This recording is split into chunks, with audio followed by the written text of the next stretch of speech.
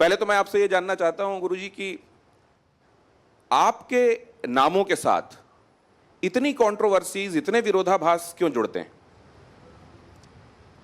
कहते हैं कि जो दौड़ता है वही गिरता है। आप जब किसी विषय में अपनी राय रखेंगे तभी तो विमति भी आएगी, नहीं तो विमति ही नहीं आएगी। तो चूंकि समसामयिक जो संदर्भ हैं हमारे सनातन धर्म के, हिंदू धर्म के, उन पे हम अपने शास्त्र और अपनी परंपराओं के अनुसार विचार सामने रखते हैं, इसीलिए उस पे बात होती है। विवाद तो अभी तक नहीं कोई हुआ, हाँ बात जरूर होती है और वो होनी भी चाहिए। आप उनको विवादों के तौर पे नहीं देखते, ये अच्छी बात है, लेकिन बहुत सारे लोग तो इसको इसी तरीके से देखते हैं कि बाकी भी धर्मगुरु हैं, लेकिन उनके इर्द गिर्द इतनी सारी बातें और कंट्रोवर्सीज क्यों नहीं दिखाई देती जितनी अब मुक्तेश्वरानंद जी के आसपास दिखाई देती? नहीं, हमने बता दिया, अगर वो भी अपनी राय रखेंगे तो उनके सामने भी ये प्रश्न आएंगे। गौ माता के लिए आपका जो संकल्प है, मैं देखता हूं कि अभी कई लोग आपसे मिलने आए थे बाहर दूसरे राज्यों से, आपने जय गौ माता करके उनसे बात की। आपकी प्रायोरिटी में, प्राथमिकता में सबसे ऊपर गौ माता दिखाई देती।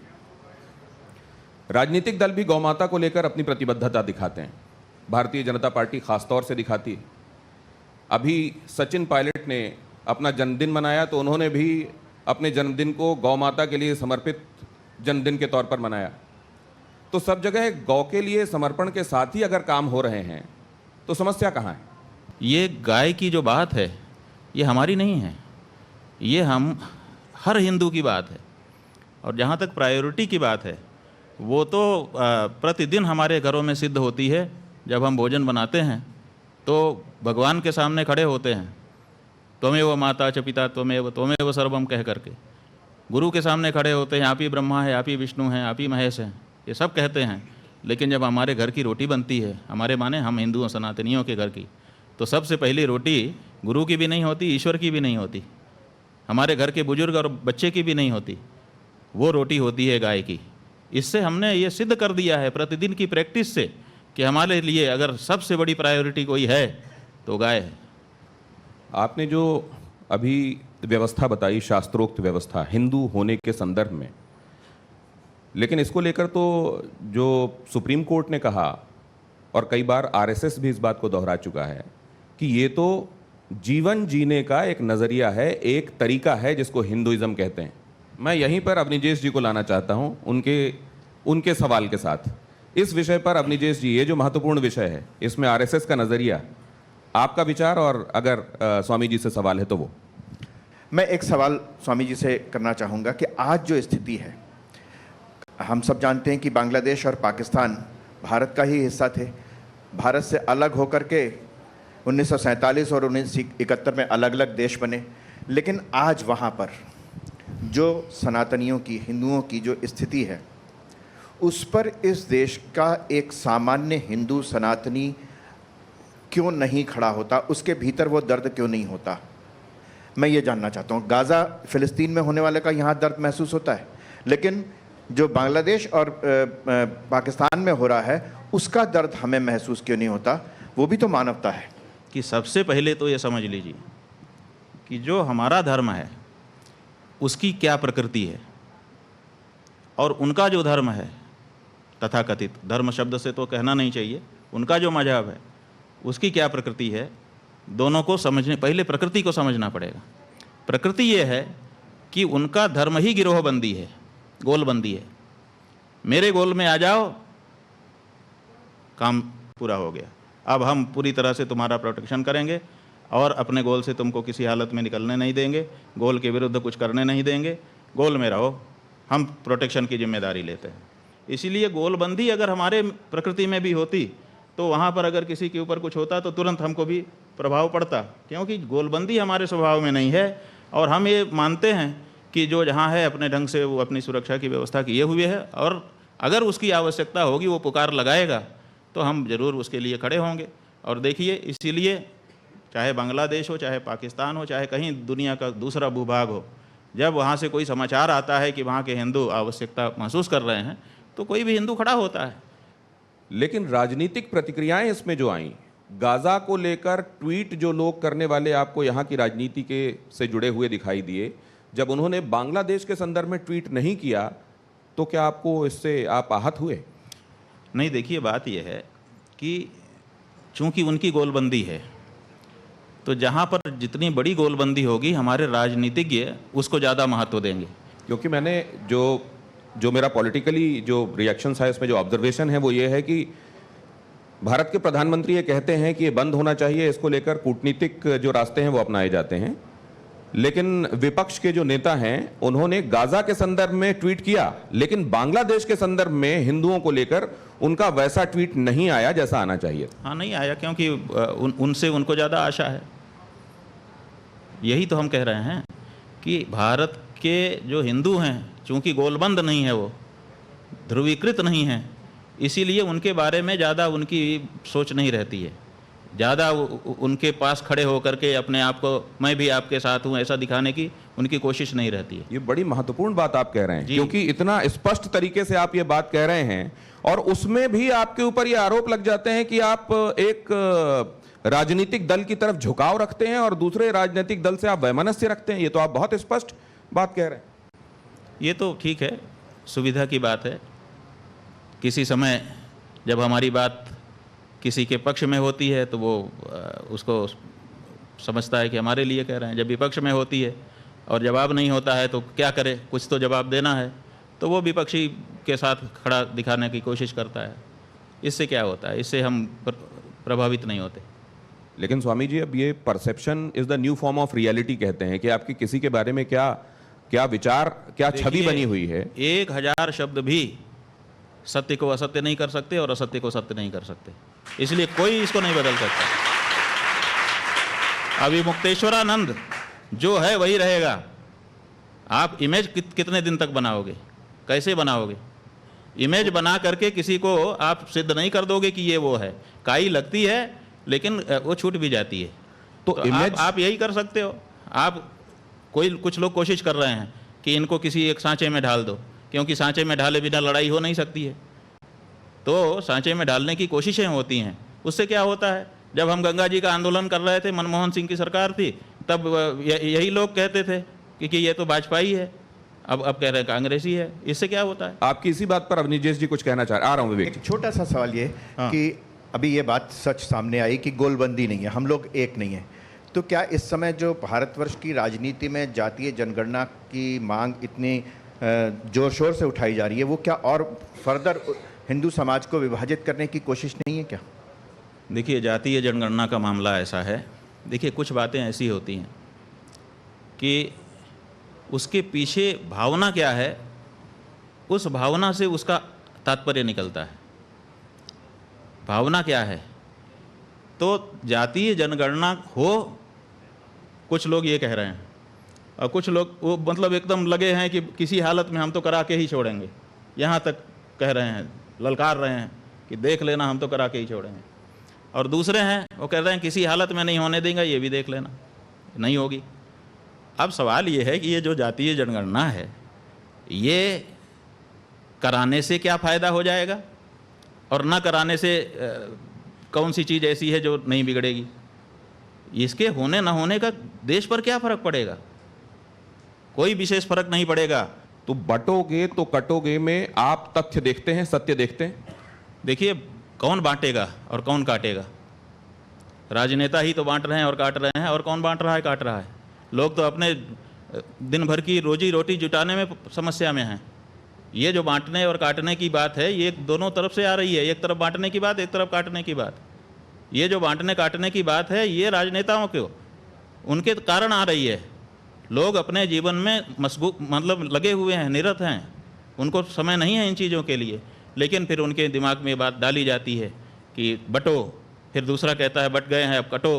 तो ये सब बटो कटो, ये दोनों बातें राजनीति हैं, इनका जीवन से उतना लेना देना नहीं। क्या ये बातें भी कि पहाड़ों में हो डेमोग्राफी बदलने की कोशिश की जा रही है, वहाँ खास समुदाय के लोग अपने उन जगहों पर भी इबादत की जगहें बनाते जा रहे हैं जहाँ असल में थी नहीं, अवैध जगहों पर बनाते जा रहे हैं, क्या ये बात सच नहीं है? क्या ये डेमोग्राफी चेंज लाने की कोशिश नहीं की जा रही है? डेमोग्राफी चेंज की कोई कोशिश नहीं है। डेमोग्राफी चेंज करने के लिए कोई मुस्लिम योजना नहीं है, ये हमारे देश के राजनेता हैं। वो बता रहे हैं कि तुमको हम प्रश्रय देंगे, तुम्हारा कार्ड बना देंगे, तुम्हारा ये कर देंगे, तुम रहो, हमको वोट देना। ये हालत है, इसके कारण हो रहा है। और इसमें किसी दल विशेष का नाम नहीं लिया जा सकता, क्योंकि कहीं पर एक दल, कहीं दूसरा दल, सब दल ये कर रहे हैं।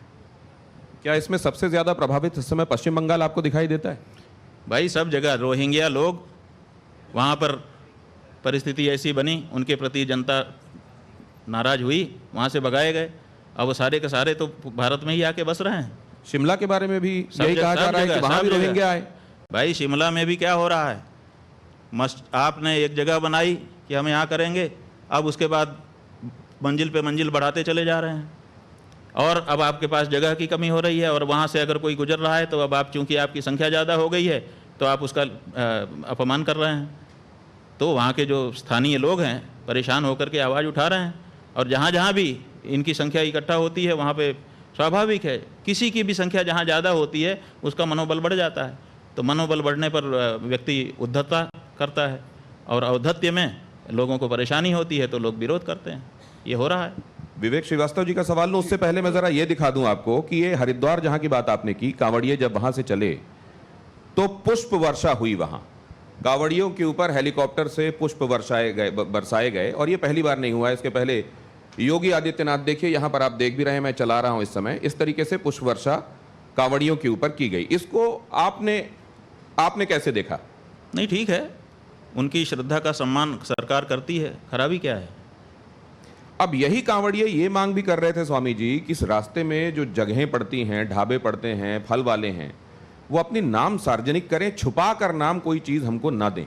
लेकिन उसमें आपने ये व्यवस्था दी कि नहीं, नेम प्लेट नहीं होनी चाहिए। भाई हमने धर्म के अनुसार व्यवस्था दी।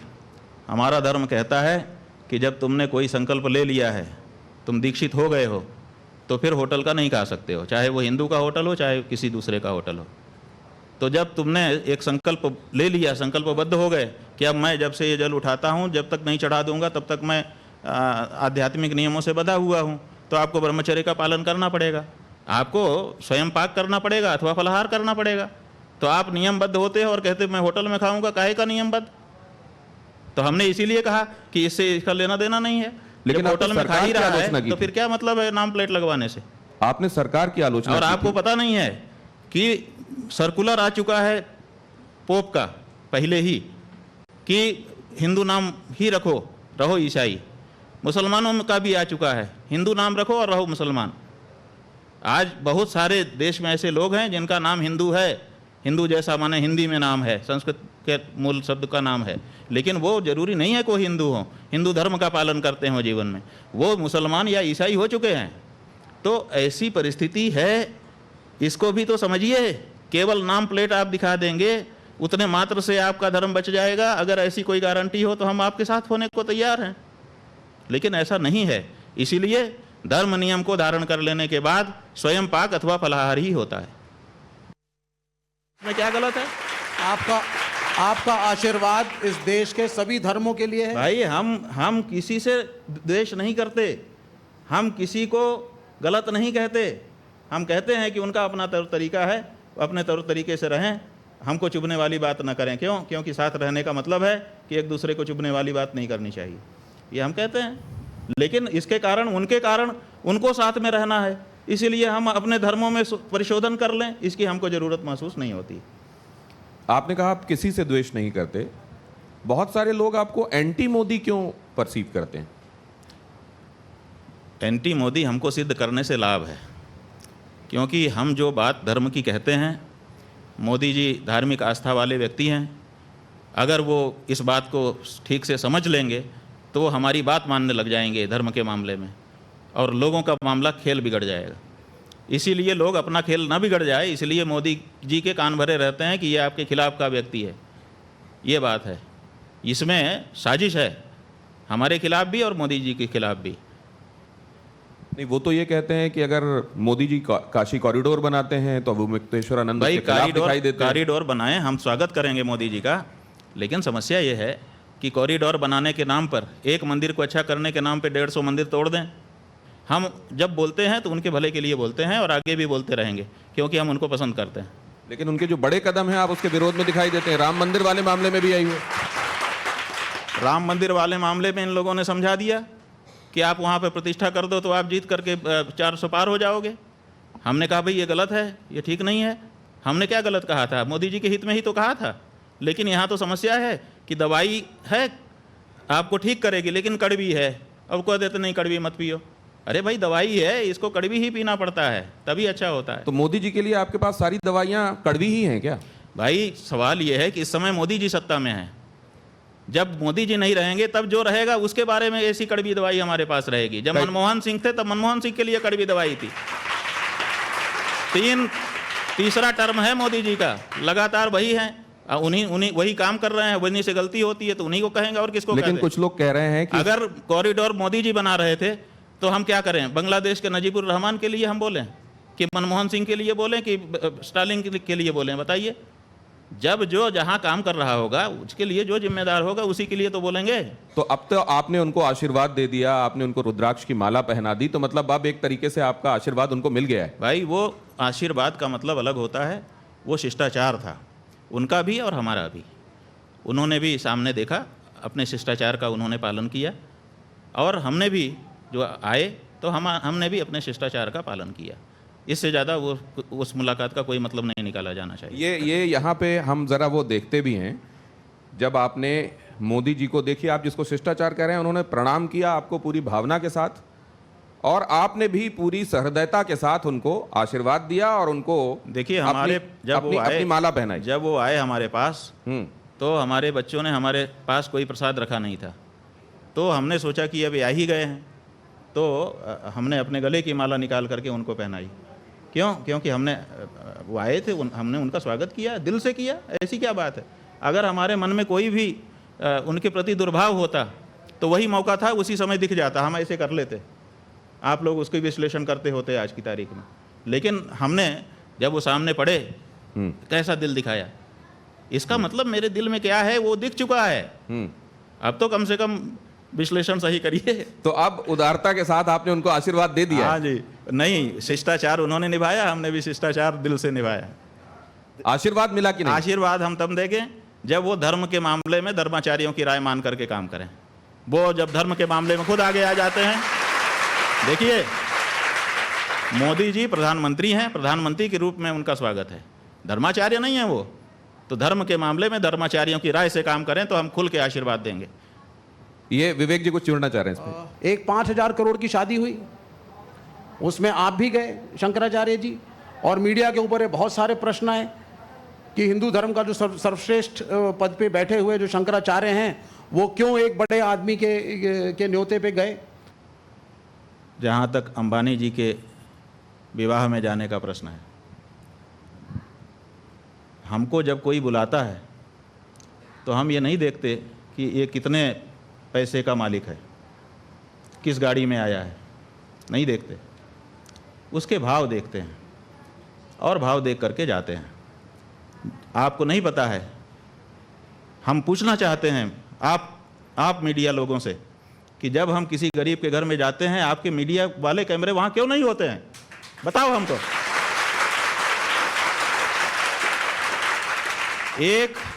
एक अंबानी के विवाह में हम गए, आप हमसे प्रश्न पूछ रहे हो। 1000 गरीबों के घर में हम जा चुके हैं अभी तक। हमारे तो लाखों लोग हैं, अगर कहोगे हम एक जगह से खड़ा कर देंगे। 1 लाख से कम लोग निकल जाएं अगर हमारे स्वयं के, जिनके घर में बिस्तर नहीं था बैठने के लिए, चबूतरे पर बैठे हुए हैं, हम जाते हैं और उसी खुशी से जाते हैं जिस खुशी से हम उनके यहाँ गए, और उसी हृदय से आशीर्वाद देते हैं। विवेक जी असल में मीडिया वाले नहीं हैं, लेकिन गुरुदेव ने मीडिया के ऊपर ये आरोप लगाया है। तो एक निवेदन मैं ये करता हूं गुरुदेव कि हमको अगर कभी ये पता चलेगा कि आप किसी गरीब की कुटिया में जाने वाले हैं, अगर हमको सूचना मिल जाएगी तो हमारे कैमरे निश्चित रूप से वहां पहुंचेंगे कि एक शंकराचार्य किसी गरीब की कुटिया में पहुंच रहे हैं। हमारे लिए ये बहुत बड़ी खबर निश्चित रूप से होगी और हम उसको दिखाएंगे। लेकिन अगर आपको कभी ऐसा अनुभव हुआ है तो निश्चित रूप से आपको कहने के लिए अपनी तरफ से आप कह ही सकते हैं। लेकिन हमको कैमरा नहीं चाहिए कहीं पर। लेकिन स्वामी जी, जब भगवान की प्राण प्रतिष्ठा हुई भगवान राम की, उस दिन न जाने हिंदुस्तान में कितने सारे लोग अश्रुपूरित थे, भाव विवल थे, उसमें संत समाज भी था। आपको नहीं लगता कि जो थोड़ी बहुत कमी रह गई होगी वो अश्रु अपने आप वो धो रहे थे उस दिन, क्योंकि ये 500 सालों का इंतजार था। देखिए, 500 सालों का जो इंतज़ार है, आप बहुत देर से भूखे हो तो क्या कच्चे ही खा लोगे?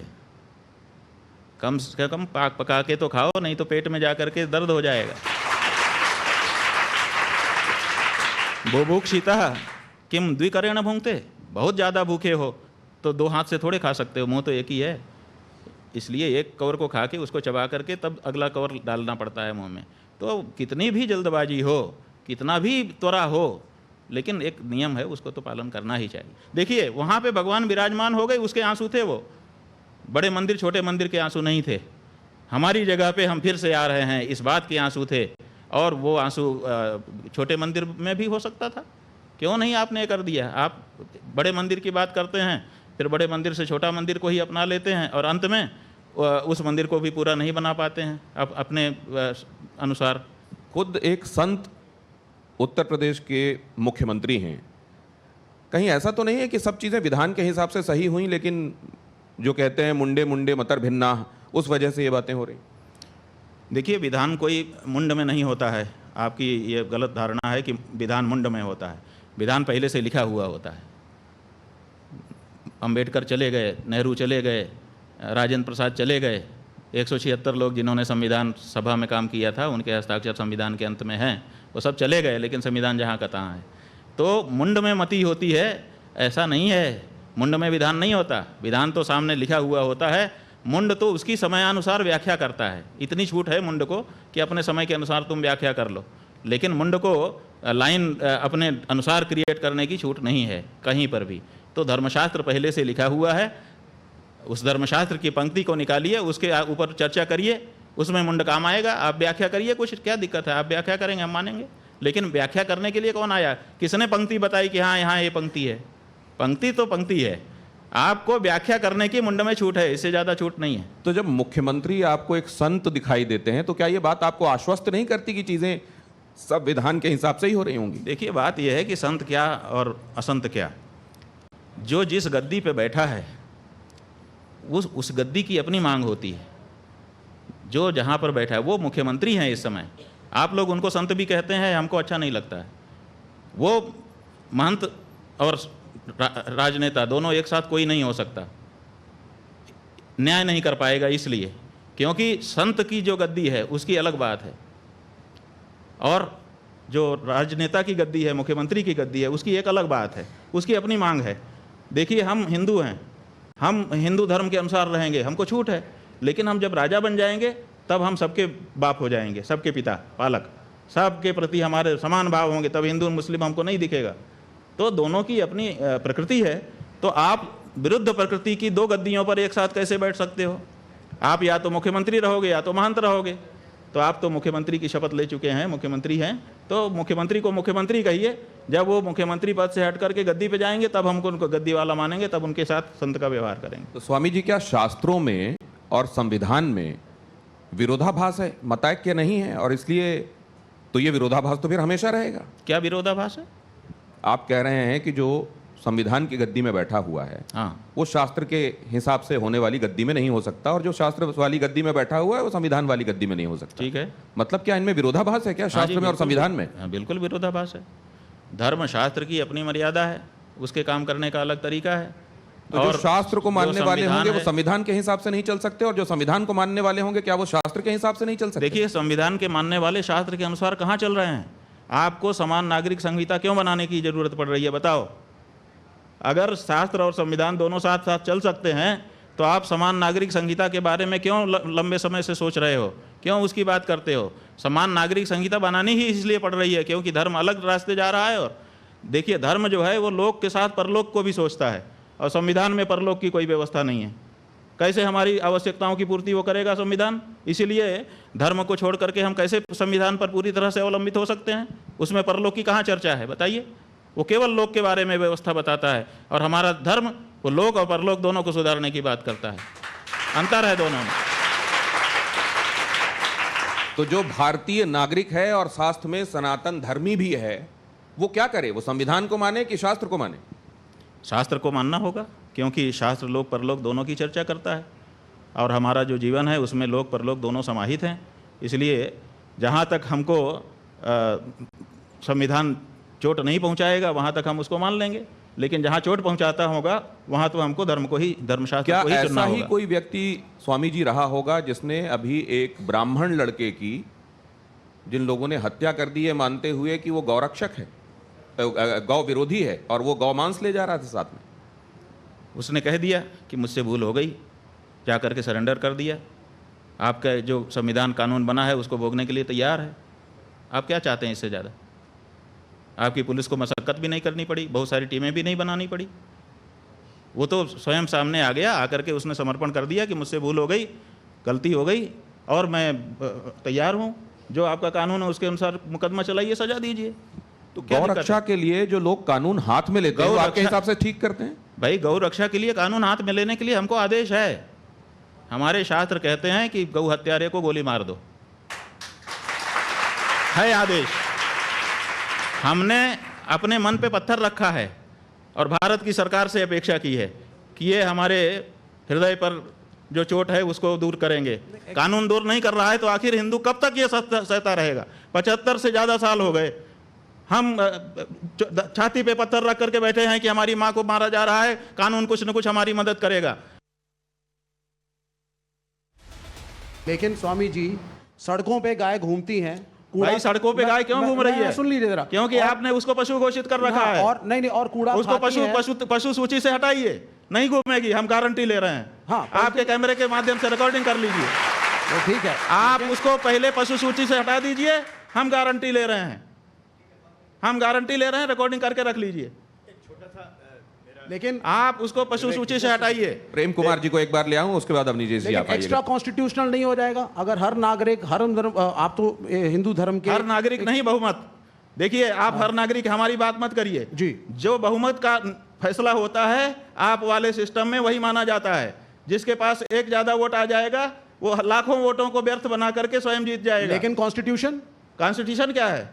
बहुमत ही तो कॉन्स्टिट्यूशन है। पुलिस, बहुमत अगर होगा कॉन्स्टिट्यूशन बदल लोगे आप। लेकिन गौरक्षक दल कॉन्स्टिट्यूशन बदलने के लिए 400 पार की बात कही जा रही थी ना। आपके पास बहुमत हो, कॉन्स्टिट्यूशन भी बदल लीजिए। आपने 100 बार से ज्यादा बदल लिया है कॉन्स्टिट्यूशन को कि बहुमत के कारण। तो आप बहुमत की आवाज को कैसे दबा सकते हैं? ये बहुमत की आवाज है कि गाय की हत्या नहीं होनी चाहिए, बहुमत की आवाज है, आप इसकी उपेक्षा नहीं कर सकते। लेकिन इस देश में कोर्ट भी है, वकील भी है, कोर्ट है पुलिस तो भी हम है। कहाँ कह रहे हैं? तो गौरक्षक दल अगर इनको साइड करके खुद न्याय करने लगेंगे, हाँ खुद न्याय करेगा। आप अपने कानून के है। अनुसार उनके ऊपर मुकदमा चलाइए। हम उसको मान रहे हैं कि हम जिस देश में हैं उसका कानून मानेंगे। हम भारत में हैं, भारत का जो कानून है कि अगर हमने हत्या की है तो उसके लिए हमको दंड जो तय मिले, वही तो हम कह रहे हैं कि उस व्यक्ति से गोली चल गई, उसने कहा कि मैं मुझसे गलती हो गई है, इससे ज्यादा क्या करेगा वो? स्वामी जी, लेकिन वो कानून को पालन ही तो कर रहा है और क्या कर रहा है? स्वामी जी, अगर आप कह रहे हैं कि शास्त्र के हिसाब से चलना चाहिए तो दूसरे धर्मों के भी तो शास्त्र हैं, वो अपने हिसाब से चलेंगे। हाँ तो चले ना, कहाँ मना कर रहे हैं हम? कहाँ मना कर रहे हैं? बिल्कुल हम यही चाहते हैं कि वो भी अपने शास्त्र के अनुसार चलें। क्यों नहीं अपने शास्त्र के अनुसार चलते हैं? उनके शास्त्र में लिखा रहा है कि सबसे उत्तम निवास वो है जहाँ पर पूरी तरह से इस्लाम हो। तो पूरी तरह से जहाँ इस्लाम है वहाँ क्यों नहीं चले जाते हैं? बताओ, हमारे बीच में क्यों रह रहे हैं वो? यही तो सवाल है। वो पूरी तरह से अपने धर्म का पालन करें, इसी के लिए 57 देश बना लिए उन्होंने। नहीं, लेकिन देश तो और अपने चले जाएं वहां पे पालन करें। और वक्फ बोर्ड के नाम पे जहां पे नहीं है वहां चले जाएं और जमीनों को एनक्रोच कर लें। क्या चीज? वक्फ बोर्ड के नाम पे जमीनें भाई हमारा वही कहना है कि उनको ऐसे जहां पर उनके धर्म के अनुसार का वातावरण नहीं, उनको क्यों रहना चाहिए? विशेष करके तब जब धर्म के नाम पे उन्होंने हमारे देश का एक टुकड़ा बांट लिया। तो फिर वो दारुल हरम वाला जो कॉन्सेप्ट है वो फिर उसका क्या? वही हम कह रहे हैं कि उनको अपने धर्म के अनुसार रहने की छूट है, लेकिन वो अपने वातावरण में जाके करें। वो हमारे वातावरण में हमको रहने दे। प्रेम कुमार जी को लाता हूं मैं इसमें। प्रेम कुमार जी, शंकराचार्य जी ने कई हेडलाइंस दिए हैं आज की बातचीत में। गो हत्या क्या है? गो हत्या पर आप कह रहे हैं बलि देना, किसी को मांस के हिसाब से, खाने के हिसाब से पशु की हत्या करना, गाय की हत्या करना, गाय के संदर्भ में गो हत्या। सिर्फ यही गो हत्या है क्या? भूखे गौशालाओं में मरती हुई गायें ये गो हत्या नहीं है? इसके लिए कभी आपने कभी कोई आवाज़ नहीं, क्यों गाय गौशालाएं में गायों की हत्या, मौत, वो हत्या मैं मानता हूँ, लेकिन वो गौ हत्या नहीं है क्या? उस पर भी तो कोई दृष्टि होनी चाहिए। मैं एक और सवाल रखता हूँ, मेरी आवाज़ में थोड़ी तलखी आ रही है, मैं क्षमा मांगता हूँ, लेकिन और भी बात आ रही है। नहीं, जैसे आपके मन में भाव है वैसे ही व्यक्त करिए, हम इसका स्वागत करते हैं, ठीक है। मैं धन्यवाद। एक साथ साथ और भी बातें हैं भाई। कश्मीर में पंडित विस्थापित हुए ना, कितने लोगों को बसाया गया, कितने पंडितों को बसाया गया, और इसके लिए किया क्या? एक हिंदू धर्म के शंकराचार्य के नाते हिंदू पंडितों को वहां बसाने में क्या किया गया, आपका क्या योगदान रहा, सरकार को जवाबदेह बनाने के लिए आपने क्या किया, ये तो सवाल हम आपके सामने रखते हैं। सबसे ज़्यादा गायें कौन पाल रहा है? हमारी गौशालाएं पाल रही हैं, हमको इस बात का गर्व है। और आप ये मत कहिए कि व्यक्तिगत मेरे नाम से कितनी संपत्ति है, वही संपत्ति मेरी है। हिंदू धर्म का जहाँ जहाँ जो कुछ भी अवस्थापन है वो सब हमारा है, शंकराचार्य होने के नाते। जितनी गौशालाएं हैं वो सब हमारी हैं, और हम वहाँ पर गऊओं की रक्षा कर रहे हैं। जो गऊएं मरी हैं, जिसकी रिपोर्टिंग आपके पत्रकारों ने की है, 99% वो गौशालाएं हैं जिनमें सरकारी अनुदान आ रहा है। उन गौशालाओं में गाय की हालत खराब हुई जब आपने कहा कि हम इस गौशाला में अनुदान करेंगे। अनुदान का जो पैसा है वो भ्रष्टाचार की भेंट चढ़ गया और गाय मर गई। आप निकाल लीजिए, सारी रिपोर्टिंग निकाल लीजिए। कौन दोषी है आपके हिसाब से, और कौन ज्यादा दोषी? हम ये कह रहे हैं कि आप हमसे ये पूछ रहे हैं कि नाग अच्छा कि सांप अच्छा, बताइए। आप ऐसा फंसा रहे हैं कि किसी का भी नाम ले दें और हमको काट ले। ये दोनों तरफ हम कह रहे हैं ना, 78 साल से ये पीड़ा हमारी किसी ने वो कह रहे हैं कि नाग अच्छा या सांप अच्छा पूछने के पीछे एक कारण है। अब निजेश जी क्या कारण है? हाँ, क्या कारण? अभी आप सर्वाधिक प्रतिष्ठित पद पर हैं आप, लेकिन संन्यास धर्म करने से पहले, स्वीकार करने से पहले आपका एक पार्टी से संबंध रहा, तो शायद नहीं, हमारा किसी पार्टी से कोई संबंध नहीं रहा। शायद आपने छात्र संघ का चुनाव, हाँ वो ठीक है, वो छात्र संघ का चुनाव लड़ा आपने संपूर्ण संस्कृत विश्वविद्यालय में। एक पार्टी से मतलब एक पार्टी की छात्र इकाई के उससे टिकट से लड़ा था। तो ये एक कारण है। एक स्पष्ट बोलिए, आप क्या कहना चाह रहे हैं कि मतलब उस समय, आज मैं, स्वामी जी हमारे लिए बहुत ही सम्मानित हैं, लेकिन एक समय जब छात्र जीवन में थे तो उस समय NSVI की टिकट पर आप वहां पर छात्र संघ के, देखिए ये कितना बड़ा झूठ, इतना बड़ा विद्वान पत्रकार बोल रहा है। नहीं, कितना बड़ा झूठ बोल रहा है ये पत्रकार। अच्छा, ये RSS नहीं, आप हमको प्रमाण दो कि हम NSVI से कैंडिडेट थे। एक संघ के हैं, छात्र संघ के हैं, लेकिन झूठ बोल रहे हैं। नहीं, छात्र संघ के झूठ बोल रहे हैं। तो ये भी अच्छी बात है कि अगर ये बात कहीं विमर्श में थी हम NSVI और से आपने सामने रखा, कब कैंडिडेट, तो ये भी अच्छी बात। नहीं, छात्र संघ के नहीं, हम झूठ नहीं स्वीकार कर सकते। छात्र संघ का अध्यक्ष का चुनाव लड़े थे। एक सेकंड, आपने कहा कि NSVI के कैंडिडेट हम कब रहे, ये प्रमाणित करें। छात्र संघ के अध्यक्ष का नहीं तो माफी मांगे झूठ फैलाने के लिए। छात्र संघ के अध्यक्ष का काम कर रहे हैं, गलत बात है ये। पार्टी झूठ नहीं बोलना चाहिए। NSUI से कोई भी जो बड़ा आदमी है वो झूठ बोलेगा, वो छोटा हो जाएगा। छात्र संघ, ऐसा मत करिए, आपका हम सम्मान कर रहे हैं। आपने छात्र संघ का चुनाव लड़ा था, मैं ये कह रहा हूँ। भाई छात्र संघ का हमने चुनाव लड़ा था, विद्यार्थी परिषद से लड़ा था। अब बताइए, और विद्यार्थी परिषद का कैंडिडेट था मैं, विद्यार्थी परिषद से मैंने चुनाव लड़ा है। अब बताइए, वो भी एक पार्टी थी ना? ठीक है, पार्टी थी, हम कहाँ, वो भी एक पार्टी थी ना सर? हम तो झूठ बोलने पर आपको कह रहे हैं। नहीं, वो भी एक राजनीतिक दल, ठीक है, तो ये तो और भी, क्योंकि विमर्श ये चलाया जा रहा है, आप लोग ये बताते हैं कि ये छात्र इकाई है, राजनीति से इसका कोई लेना देना नहीं। ज्ञानशील एकता परिषद की विशेषता, ज्ञानशील और एकता के लिए हम परिषद में गए थे, राजनीति करने के लिए नहीं गए थे।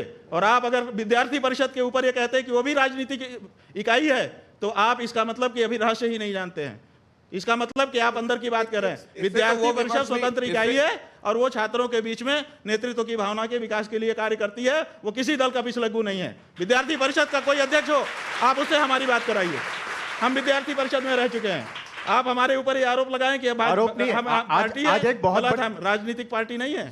दिनेश जी, एक छोटी सी बात, आज एक बहुत बड़ी सामने साफ बात आ गई कि जो एक विभ्रम फैलाया जा रहा था, स्वामी जी के मुख से स्वयं ये बात सामने आई कि वो किसी राजनीतिक पार्टी और खासतौर से एनएसयूआई के टिकट पे नहीं लड़े। ये बहुत बड़ी सच्चाई सामने आई है, क्योंकि ऐसा आपके बारे में विमर्श फैलाया जा रहा था, इसलिए उन्होंने बात रखी स्वामी जी। तो इससे उनसे नाराज मत होइए, ये अच्छा हुआ कि ये बात सामने आ गई। वही हम कह रहे हैं ना कि झूठ भी बहुत कुछ फैलाया गया है, तो झूठ को कम से कम जो बड़े लोग हैं उनको कंफर्म करना तो स्वामी चाहिए जी क्या कि जो वो व्हाट्सएप यूनिवर्सिटी में आएगा वही, अगर बड़े लोग विचारवान लोग अगर वही बोलने लगेंगे तो आम आदमी का क्या होगा। स्वामी जी एक और बात मैं आपसे जानना चाहता हूं। ये कहा जाता है कि सितंबर 2022 में प्रियंका जी ने आपको शंकराचार्य जी संबोधित करते हुए पत्र लिखा था और मामला ये सबसे बड़ी अदालत में गया कि आपके संदर्भ में इस पदवी का इस्तेमाल होना चाहिए या नहीं होना चाहिए। इसको लेकर भी स्थिति क्या स्पष्ट? देखिए, ऐसा है कि हमारे संदर्भ में किसी भी न्यायालय में हम शंकराचार्य हैं कि नहीं है इसका कोई मुकदमा नहीं है।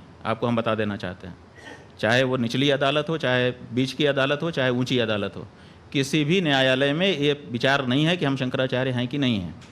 पहली बात। दूसरी बात, हमारे गुरुजी ने एक मुकदमा एक व्यक्ति के खिलाफ किया था जो अपने आप को शंकराचार्य कह रहा था, तो उन्होंने कहा कि इसको रोक दिया जाए कि ये अपने आप को शंकराचार्य ना कहे, निषेधाज्ञा का वाद कहते हैं इसको। तो वो निषेधाज्ञा का वाद चला, कई वर्ष लगे उसमें, सन 1989 से लेकर के वो चलता रहा और वो अलग अलग स्तर पर निर्णित होते हुए, और जिनके खिलाफ वो मुकदमा हमारे गुरुजी महाराज ने किया था उनको बार बार रोके जाते हुए कि इनको रोक दिया जाए, रोक दिया जाए, रोक दिया जाए। अब वो सुप्रीम कोर्ट में आया हुआ है, उसको गुरुजी हमारे लड़ रहे थे क्योंकि हमारे गुरुजी शंकराचार्य हैं कि नहीं इस पर विवाद नहीं था।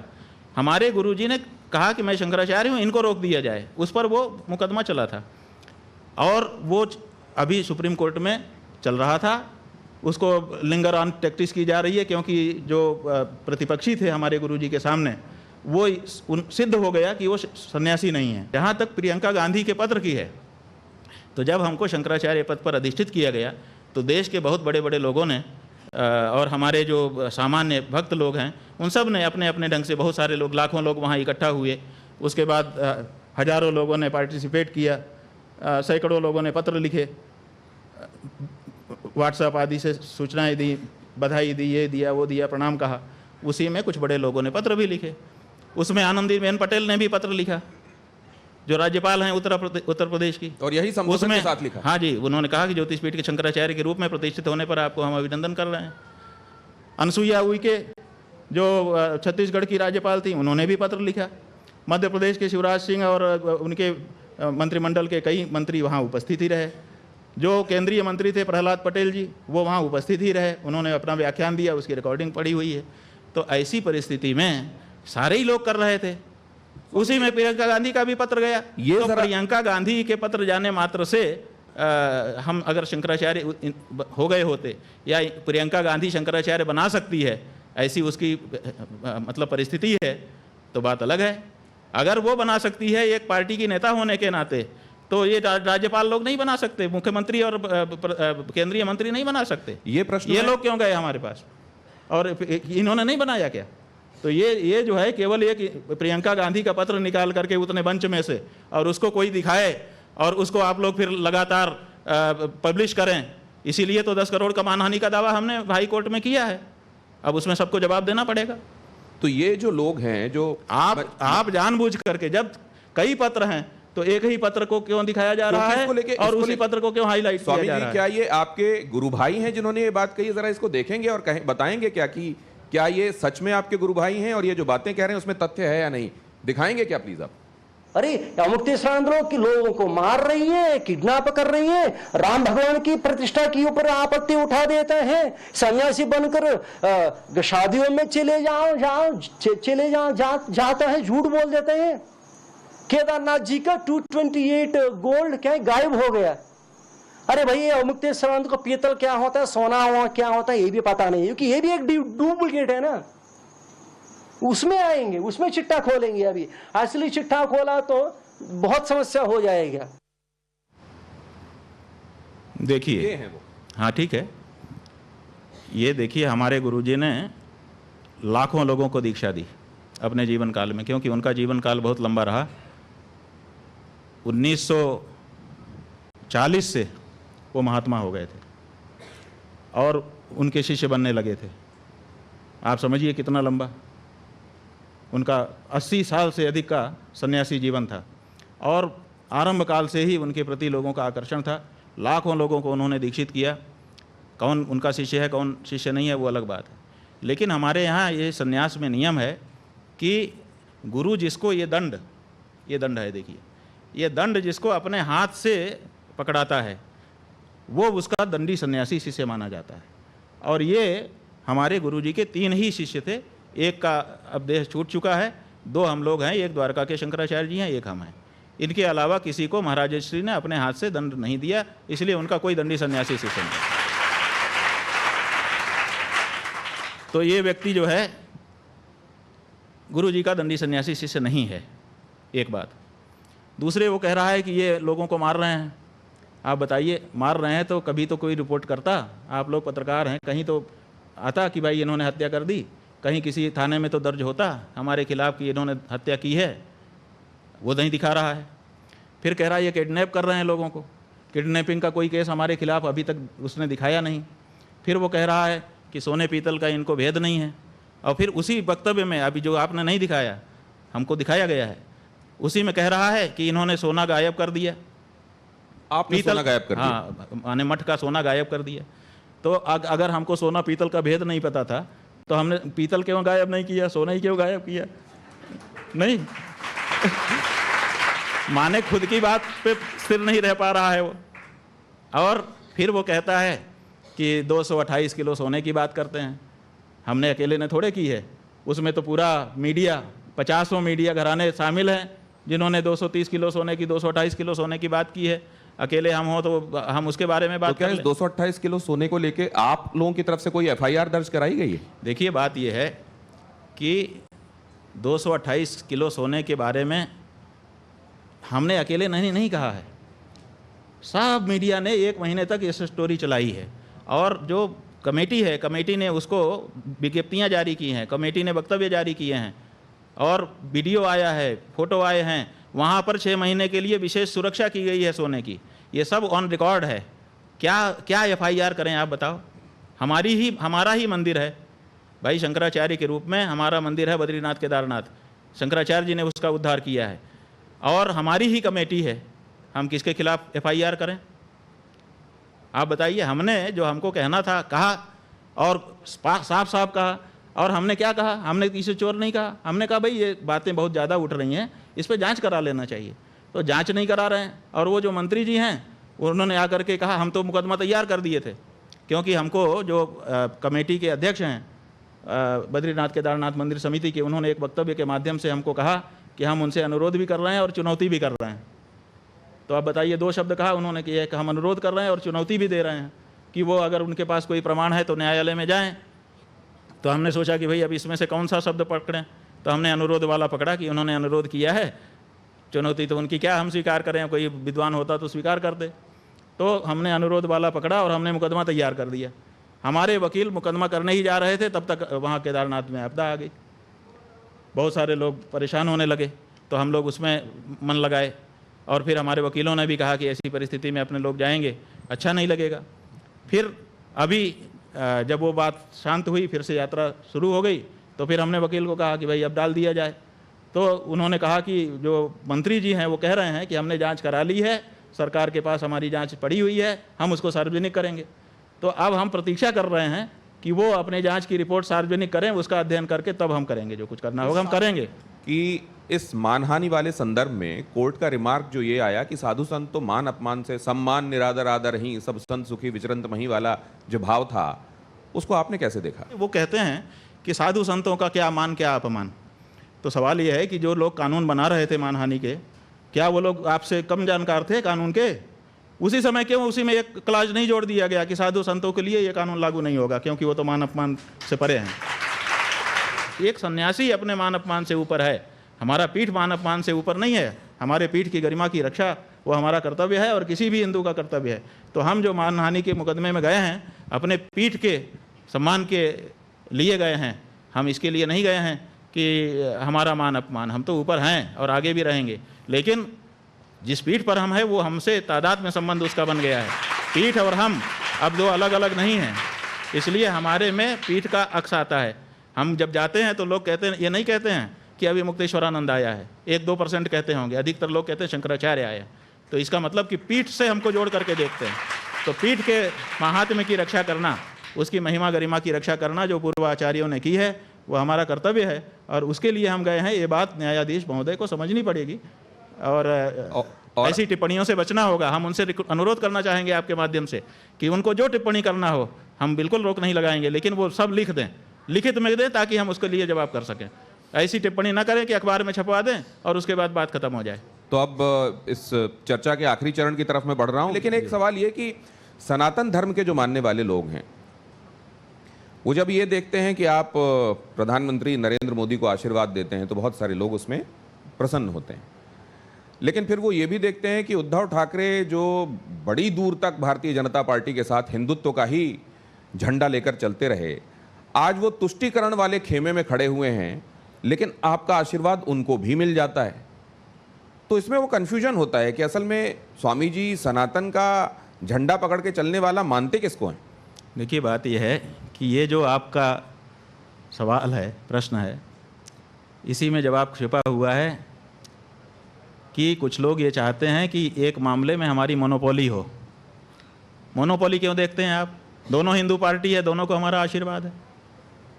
शिवसेना भी तो हिंदू पार्टी है, तो आप एक को ख़त्म करके मोनोपोली क्यों करना चाहते हो? वो भी हिंदू है, उनको भी हम आशीर्वाद दे रहे हैं ताकि वो भी बढ़ें, आप भी बढ़ें।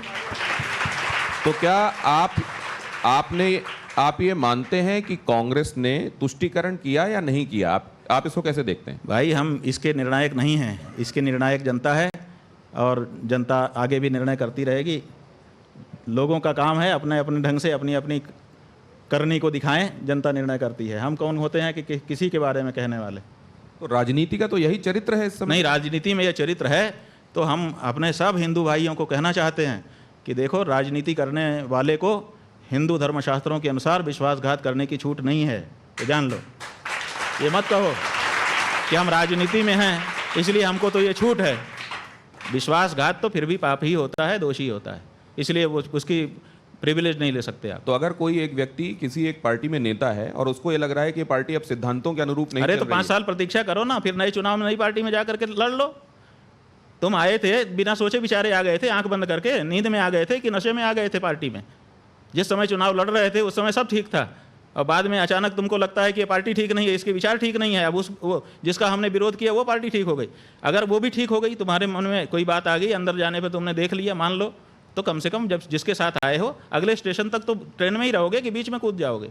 मैं एक बात बहुत स्पष्ट कहना चाहता हूं कि बड़े इंटरव्यूज मैंने लिए हैं और उसमें बड़े चुभने वाले सवाल भी पूछे हैं, ऐसा भी पूछा है जो लोगों को असहज कर देता है, लेकिन जितनी स्पष्ट तरीके से, जितने एक्सप्लिसिट तरीके से बातों को स्वामी जी रखते हैं, बिना लाग लपेट के रखते हैं, बगैर घुमाए फिराए रखते हैं, ये मैंने बहुत कम देखा है और इसके लिए साधुवाद स्वामी जी। अब ये आपके पास दो, ये जिसमें एक में यस लिखा हुआ है और एक में नो लिखा हुआ है। वैसे तो ये टेबल टेनिस हाँ, ना लिखते तो अच्छा होता, हम अंग्रेजी में जवाब हम देंगे। शंकराचार्य जी, मुझे मालूम है कि आपको यस या नो के बारे में बहुत अच्छे से चीजें पता हैं और इन सवालों के संदर्भ में तो बहुत ही अच्छे से पता है। वैसे तो मेरा तो ये अनुरोध, ये काला जो है ये ना होगा और लाल जो है हाँ होगा।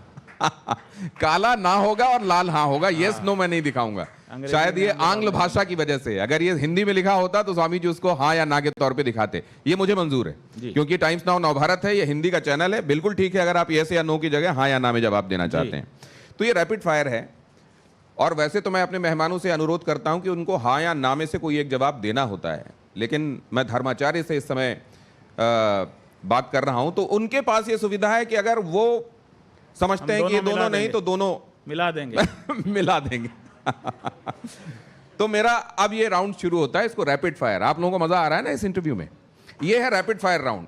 इसमें जल्दी जल्दी सवाल पूछे जाते हैं और जल्दी जल्दी उसका उत्तर इसे यस या नो में आता है। पहला तो ये है सोचने का मौका ना हो ताकि सोचने का मौका सही अंदर जो है वही निकले, ये मतलब। तो पहला सवाल इसमें यह है कि अयोध्या में राम मंदिर बना है, यह सही है या गलत है? अयोध्या में राम मंदिर बना है, यह सही है।